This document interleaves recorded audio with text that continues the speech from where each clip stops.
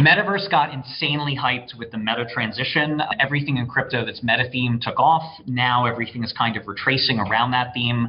I think we're on the wrong side of the Gartner hype cycle with both Metaverse and most DeFi use cases. So for those not familiar, Gartner hype cycle, very, very simple idea that with basically every new technology, people correctly see that it's world changing, and they're even pretty good at saying this is how it's going to change the world.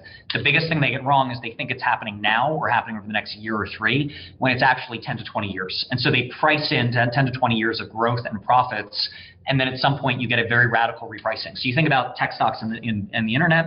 Every company that we laughed at in 1999 is now a successful billion-dollar business, including pet food over the internet. The problem wasn't that those entrepreneurs were wrong. It's that the investors were 15 years too early.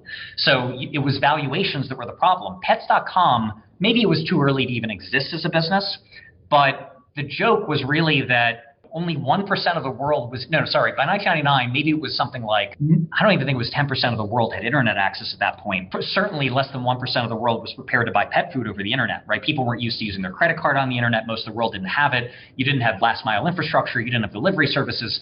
And so the idea was basically Pets.com was priced as though they were going to capture like 75% of the entire global physical pet food market in like the next 3 years. Right? It was just clearly absurd.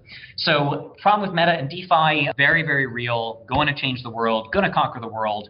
But I think they've got a 3 to 7 year, very, very tough rebuilding slog where it's kind of like nothing is ready for prime time yet. The products stink, they're buggy, they're risky, it's bad UXs.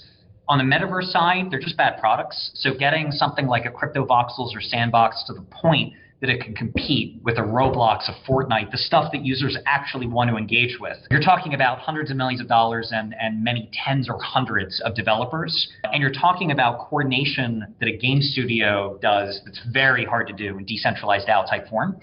And then for DeFi, similar concept, but it's a little bit less about the product and more about security. So with DeFi, it's one thing for something like NFT collectibles for stuff to be buggy and rough around the edges. It's okay if my NFT collectible design, if I'm unable to access it every once in a while, if there's an uptime issue.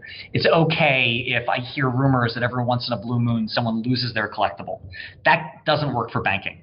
It's not okay for your life savings to, sometimes have arbitrary downtime or to just be lost and you can't even assess the risk, right? That's okay for collectibles. It's not okay for money. It's not okay for banking.